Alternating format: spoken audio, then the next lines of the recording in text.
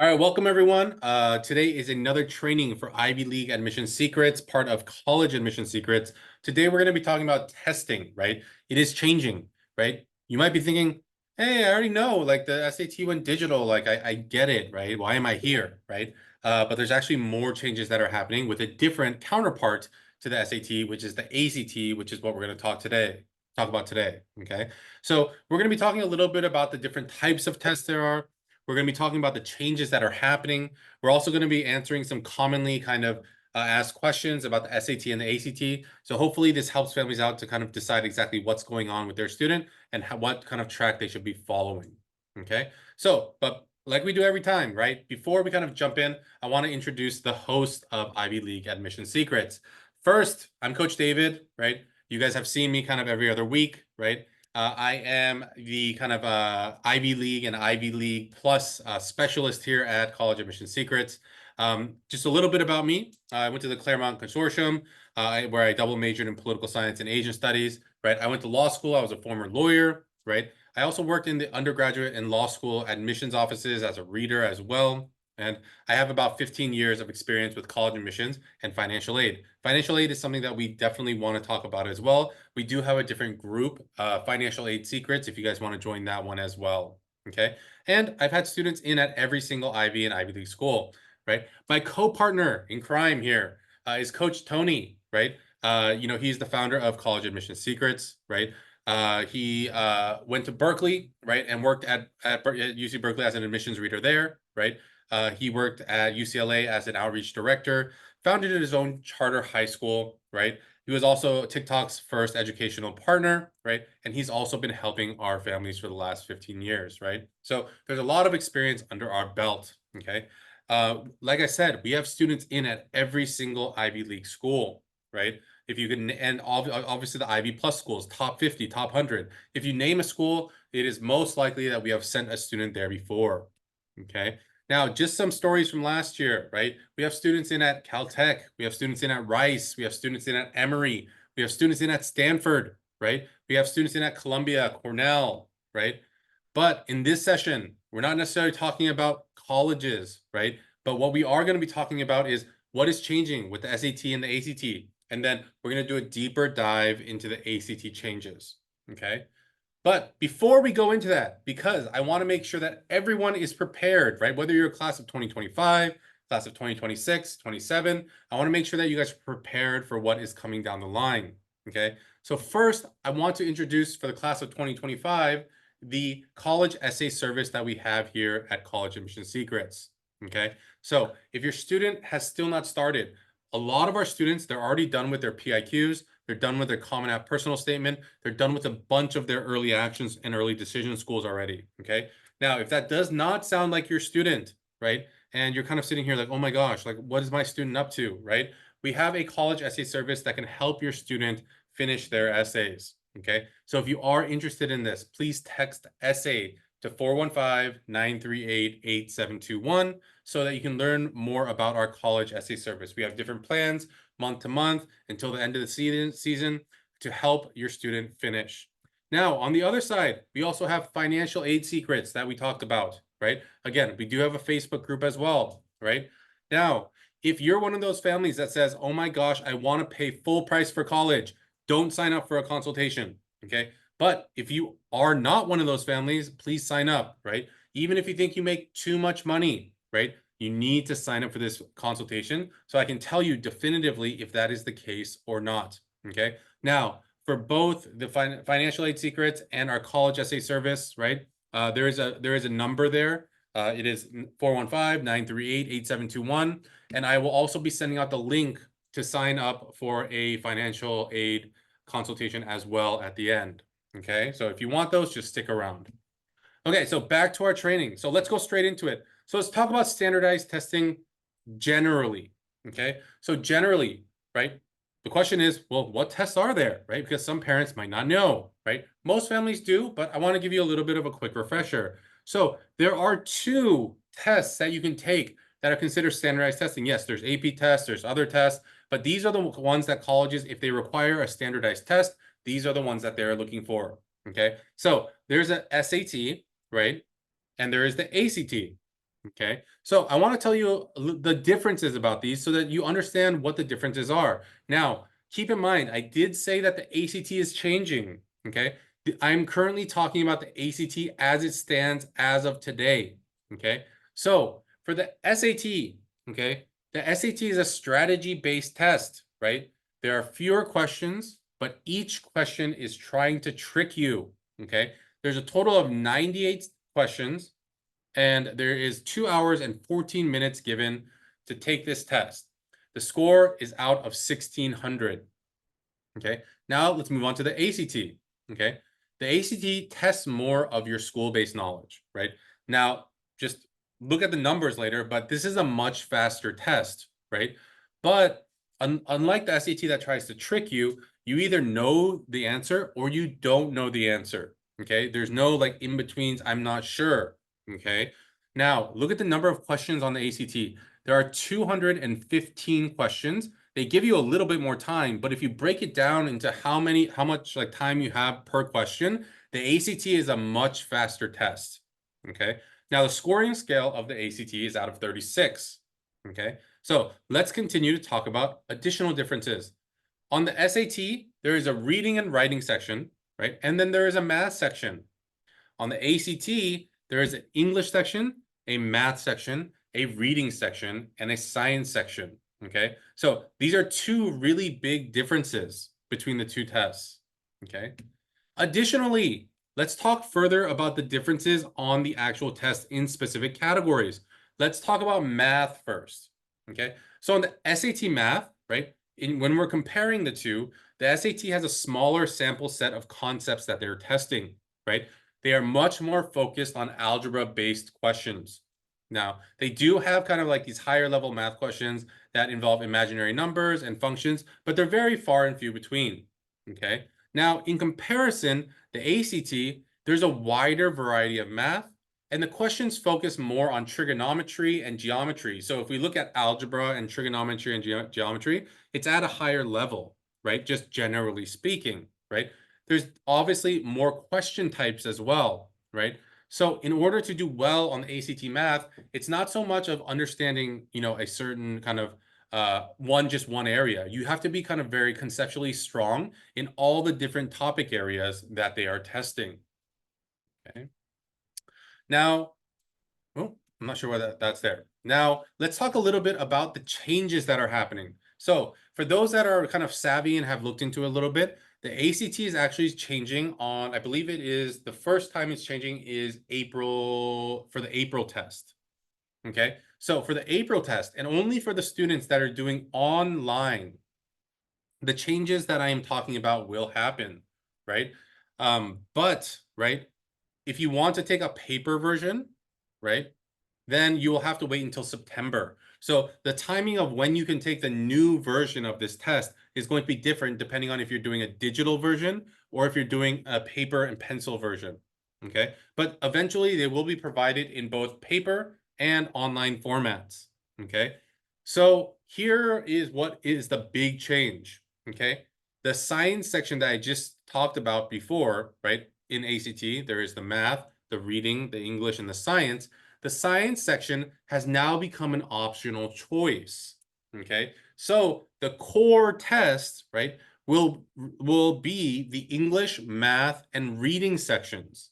Okay, that will kind of determine the composite score. The composite score, a lot of people are kind of confused by it, but the composite score means an average of all the different kind of the sections that you have. So if you got a 30 on English and a 31 on math and a 32 on reading, your composite score would be 31. Okay. And that is the score that can be reported to the colleges. Okay. So that is the largest change. Okay. Well, not the largest change, but one of the changes. Okay. Now, moving on, there's additional changes. The test will now be shorter. Okay. So the core part of the test, the math, the reading, and the English will now be 2 hours versus 3 hours that the current test was at, 2 hours and 55 minutes, right? So, but you also have to remember that the science has now been taken out of the equation, right? So again, we have to decide, like, is that good? Is that bad? Well, if you're continuing to take the science section, what's going to happen, right? But the other thing that has also happened is that the reading and the English sections will now be truncated with shorter passages. Okay. Before, they were a lot longer. They're going to be shorter, right? Now, if we look over the kind of like the three different sections, right, there's going to be a decrease in 44 questions overall. Okay. Now, the question that a lot of families might have at this point is, well, what does that mean for the student? Okay. Or my student in particular? Well, here's the thing, not much, right? If your student was planning to take the ACT already, it's the same standards. It's the same breadth of knowledge that needs to be kind of like mastered in order to do well on this test, right? Now, the one thing that kind of is kind of like kind of throwing people for a loop is, well, I'm a STEM major. I need to do this. I need to do that, right? Or I'm this major. Do I need to take the science? Do I not need to take the science, right? Now, the one part that we do not know, right? ACT has said, oh, we're going to do these changes, like these things are happening, but colleges actually have not weighed in yet on what they actually want, right? So do they just want the core test, or do they also want to see the science section, right? That has been a staple for the ACT. Now, a lot of people, and this is a common question that I'll get to later, so I'll probably answer it later again as well, but a lot of STEM majors say, oh, well, I should take the ACT because it has a science section. It doesn't really matter. The science section is actually not science. It's actually more of like a reading and then like a analytical kind of skills section. So it is not necessarily a science section per se, right? But again, colleges have not weighed in on what they want, right? So a lot of people I feel like are going to kind of just stick to the core test. Other students might take the core test plus the science, which will add like another 30, 40 minutes onto your test time. So it'll still be around, 2 hours, 30 minutes, 2 hour, 40 minutes. Okay. So that's something to keep in mind here. Okay. And again, if anyone has questions at any time, feel free to put them in the chat, put them in the Q&A so that we can make sure to answer those questions for you. Okay. All right. And so let's continue on here. Right. So general trends that I have been seeing with the standardized testing kind of policies at different schools, I did want to share this with you because a lot of people are still under the impression that the SAT and ACT are no longer no longer needed. They're never coming back. That's actually the opposite case of what we're currently seeing. Okay. So as everyone knows, during COVID, standardized tests, everyone put them on pause, right? It became optional across the United States, right? There was a lot of schools that were like, don't take it, like don't risk going out, like just stay at home. We don't want it at all, right? The UCs actually changed in that way, but that wasn't because of COVID. That's because they got sued, right? The UCs and CSUs got sued, and that's why they got rid of the testing. Okay. Now, various changes have happened since then, but here are the trends that I have been seeing throughout the years and what I predict is going to happen. Okay. So for the class of 2024, there was just around 10 schools or so that required the SAT, right? For the class of 2024. For the class of 2025, the seniors that are applying right now, there's about 40 plus schools that are requiring the SAT. Okay. For the class of 2026, I am predicting that there's going to be over 100 schools that require it. And by the class of 2027, there's going to be 200 plus schools that are requiring this standardized testing requirement.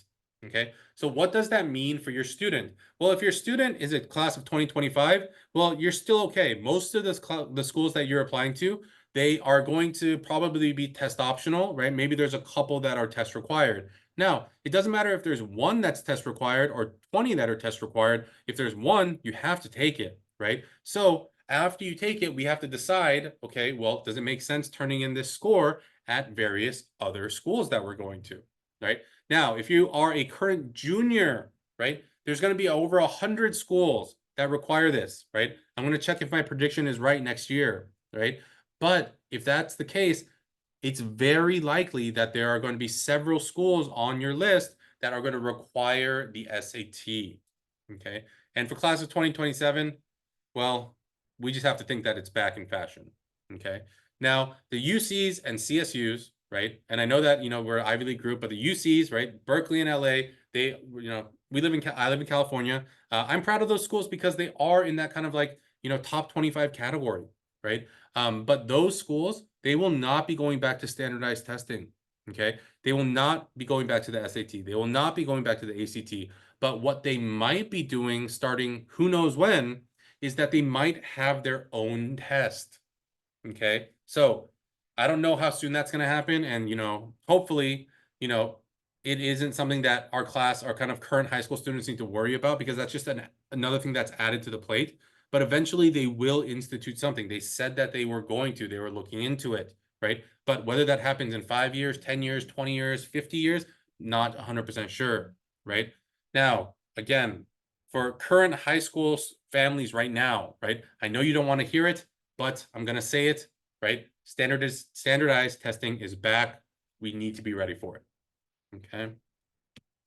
Now, takeaways, right? I think this is the biggest kind of like part that we need to understand before we do anything with the SAT or ACT. Okay. So the first thing is there is no test that is better or worse. Okay. It is all dependent on your student and what their test taking skills are, what their learning kind of abilities are, and kind of like how do they learn, right? There is not a certain test that colleges prefer. So just because you're applying to MIT doesn't mean that you have to take this test. And just because you're applying to Harvard doesn't mean that you have to take this test. They love them equally. Okay. And I put it again here, just because the ACT has a science section does not mean that more techie schools want just the ACT over the SAT. Like I told you, the science section on the ACT is more of a reading and analytical skill passage. It's not necessarily a science section testing your skill about biology, chemistry, and physics. Okay. And here's the other thing, right? When your scores are roughly the same, right? Or you don't know what your scores are, the best way to figure out which test is better for you is to take a full-length practice test of both tests, one ACT, one SAT, not in the same weekend. Make sure that you give them each a fair shot. So one weekend, one another weekend, to see which one is more comfortable for you. Okay. There's going to be a test that is more comfortable. Like I said, the ACT is a lot faster. The SAT is a lot more test strategy, right? It's like, can you find those tricks, right? That is going to be the difference between those two tests. Okay. And then once you find the one that is more comfortable for you, obviously you should look at the scores. But generally speaking, right, without kind of any prep, the scores on the SAT and the ACT will be comparable. Okay. Now, I wanted to also go over some common questions. Okay. These are questions I get all the time about the SAT and ACT, and I get them so often that they're literally like, branded into my mind, right? And I want to go over some of them and answer some of them for you. And again, if you guys have any questions too, we can definitely answer those as well. But I want to make sure we go over these so that everyone understands exactly what everything means. Okay. So here are some of the common questions, right? The first one is, when should I take it, right? Now, this seems like a very logical answer, but the answer is when you're ready, right? And usually, like I have students, they might be in 7th grade, 8th grade, and they're asking me this question, right? Now, for the SAT, you need to have a strong grasp of algebra and kind of geometry concepts in order to do well. So if you're not even in those classes yet, it's not time for you yet, right? And for the kind of like for the ACT, right, it tests like trigonometry concepts, right, and geometry concepts. So if you haven't taken those classes yet, you're not ready, right? So if you are currently in those classes, I would wait until those classes are over to take a practice test and see where your skill level is at, right? I also have another thing here, and it says, I'm signed up for a certain test. How do I study? I actually got this question today. A student, like kind of, we had a little Q&A session, and the student asked, hey, I signed up for October. How should I start studying? And my first question was, well, what was your last practice test score? And they're like, oh, I never took one, right? Here's the thing. You need to plan these things out. It's not just like you show up and you can do well. It takes practice, right? Now, yes, I've definitely heard of those students where like, oh, I didn't practice at all, didn't do this. I walked in, I got a 35 on my SAT, I got a 1560 on my SAT. Those things do happen, but it's very rare. Most students need to put in the time and effort. So before you decide to sign up for a test, you need to understand exactly when you're kind of like, when you're ready, right? When you have time to study and what test date that you are shooting for, okay? Generally speaking, right? In SAT terms, if you're looking for like 100-point increase, we say that it takes anywhere between 30 and 40 hours of studying, okay? That's usually like an hour a day, hour and a half a day. That's kind of what we're looking for in order for you to kind of make that increase over the course of a month, okay? Now, it all depends on where you are on the scale as well. right? If you're kind of like at a lower score, let's say you're starting out at 1100, the increases that you're going to see are much bigger because you're kind of getting rid of large chunks of like the knowledge that you don't know and picking those things up as you go. Once you get into like that 1400, 1450, 1450, 1500 range, then it becomes much harder to make those few like to kind of like erase those few mistakes that you're making on the test. Okay, so don't just randomly sign up for a test date because it's there, right? You should figure out a test plan and work towards that. Okay. I also have another question that I always get. And it's like, oh, what sections should I focus on for this SAT or this ACT, right? And it kind of bleeds over into the second question, which is about super scoring, right? How does it work and what to be aware of, right? So here, right, when you're taking a test, you should always take a test thinking that you want to get the best one-time sitting score that you can on that particular test. You should never be walking in a test saying, oh, I'm just going to focus on math today. Oh, I'm just going to focus on English today because I know super scoring is there. Now, for those that aren't very familiar with super scoring is the kind of concept where you can take the highest score from the individual sections of a given test and use those to get a higher score, right?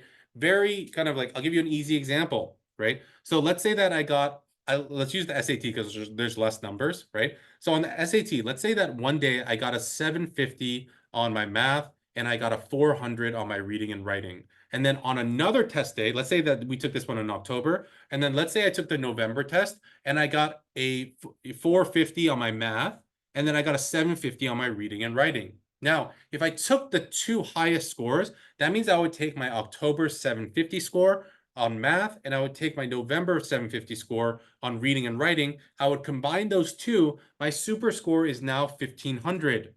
Okay. That's how super scoring works. But the issue that people don't really realize is that when you're sending in your scores, you're not just cherry picking this math score and this reading writing score. You're actually sending your full October test and you're sending your full November test. So they will see that you got 450 on this reading section and 450 on this math section. Okay. So that is something that you need to keep in mind. Okay. Another thing that you need to keep in mind is that there are some schools in the United States that will ask for every iteration of the test you have taken. Okay. Most notably, MIT. So if you're one of those test takers that has been kind of just focusing on particular sections, then they're going to see this yo-yo of scores. One day you go in, it's like 1400. Another day it's like, 1280. Another day it's 1500. Another day it's 1380. Another day it's 1550. That's what colleges do not want to see, because at the end of the day, that means that it was just the luck of the draw on that particular test, and that's why you did well. Okay. Now, of course, no one can guarantee this, right? But if your kind of scores are kind of going up in a kind of like a mountain pattern, right? And like kind of like there's consistent like increases, right? Then that's okay, right? Because they're seeing a trend of you getting better at that test, right? But here is kind of like my kind of general rule of thumb and what I tell students and parents when I am telling them about the SAT or the ACT, okay? Now, there is no limit on the amount of SAT or ACT that you can take. You can take it starting in 6th grade, and you might be able to take it, I don't know, how many times are there? Let me see. Let me count real quick. March, May, June, August, October, November, December, right? So you can take it 7 times a year. So if you took it 7 times a year for 5.5 years, technically speaking, you could take it over 30 times, right? But is that beneficial for you? Probably not, because you don't necessarily have the skill set in all those different years in order to do well on the test. Okay. My general rule of thumb of how many times you should take the test is no more than 3. Okay. If you have actually put your time and effort into studying for the SAT or the ACT, right? Like, and again, it all depends on where you're starting, right? But if you have put in the requisite effort that is needed in order to kind of get to that score, after the third kind of like iteration of you taking that test, there is going to be a diminishing return on the effort that you're putting in, right? So obviously it would be very nice if it could be one and done, right? But that's not always the case, right? So instead, right, I say up to 3 times. If you really put in the effort in studying, after that third time, it's going to be diminishing returns. You can definitely keep going for it if you have the time and energy and effort level in order to do that, but I kind of advise against it. Okay. So that's what I advise there. Okay. And then finally, how do I know if I'm ready? Take a practice test, right? It's a test, right? The only way to know if you're ready for a test is to take a practice. Okay. A lot of people, for some reason, this doesn't connect, right? And so when I ask students, like, when's the last time you took a practice test? They're like, oh, last year. And I'm like, why haven't you taken one since? Right? They tell me, oh, I've been doing small sections. And I'm like, how do you know if you're going to do well on the full thing if you're just taking small sections a little bit at a time, that are separated by days or sometimes weeks, right? That doesn't necessarily work. You have to take the full length practice test. That is the only marker that we can use to see how well that you are doing. Okay. Now, everything I just talked about here, it kind of boils down to this, right? You need to make sure that you understand your skill level and how much time you need to prepare, right? That's it. Okay. But if your student is kind of getting ready for the SAT or the ACT and they haven't done anything yet, the first thing that you should do is give them a practice test under test conditions, right? In the format that you're going to take it, whether it's digital or paper pencil. Okay. Now, when I say test conditions, I don't want it to be in their room, on a Thursday night at 8:30 at night when they're dead tired. Okay. Instead, I'd want it to be on a Saturday morning at 9 o'clock, somewhere that they're unfamiliar with, because the testing place that they're going to be at is most likely going to be unfamiliar to them. So a library, right? Or maybe a very quiet coffee shop, right? Maybe there is some type of community room where it's quiet, right? I just want them to be in somewhere that is different smells, right? Different sights, different distractions that will mimic a testing environment. Okay. All right. And so, real quickly, like we do every week, right? I want to make sure that the families that are interested in working with us do get that chance, right? So, I'm gonna share a little bit about what our coaching programs look like, and then if you want to, I'm gonna have a link at the end in order to make sure that you guys can book a call with us.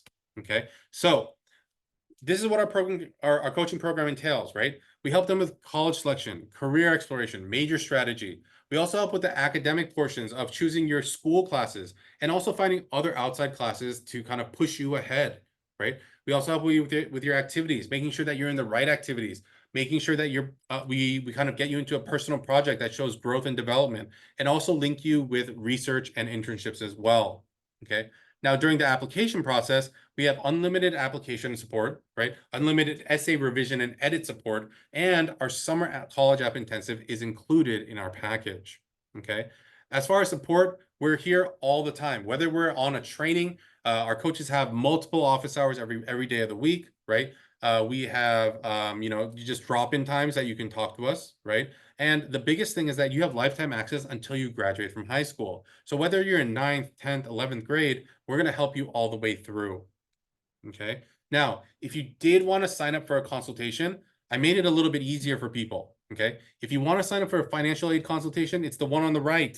Okay. If you want to sign up for a free assessment with our team to see how we can help your student, as far as the kind of like academics, the activities, the whole coaching program, go ahead and scan the QR code on your left. Okay. But I did want to make sure that we had time to answer some questions. So if you guys do have questions, please go ahead and put them in the Q&A, right? And for those that are watching this on their phone, just to make it a little bit easier for you, I will go ahead and also put in the links to the various things that I just did here. So for those that want the link to the financial aid, it is right there on the top. And for those that want the link for our kind of free assessment, again, you can't buy anything on that call, right? Here it is below. Okay. All right. So if there are questions about anything we talked about today or college admissions in general, please put them in the Q&A or in the chat. I'll be happy to answer them for you.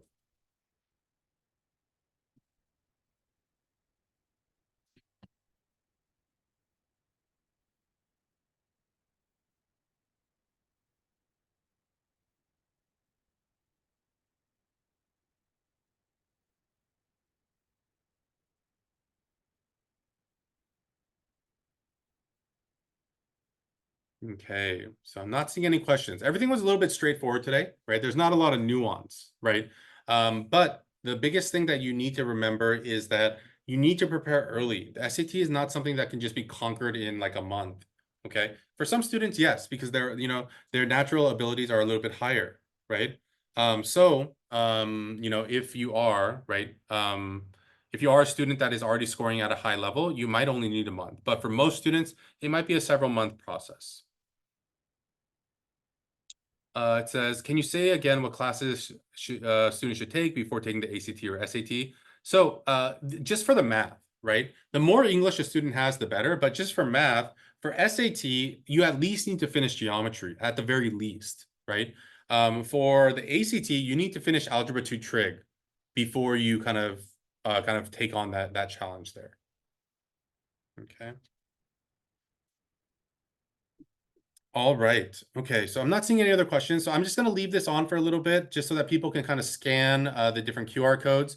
But if you guys do ever have questions for us, reach out to us in our Facebook group, reach out to us in, Discord, reach out to us via Facebook Messenger, whatever way you can get a hold of us, make sure to get a hold of us. Okay. So I'm going to just leave this on for a little while just so that you guys can make sure to get these codes.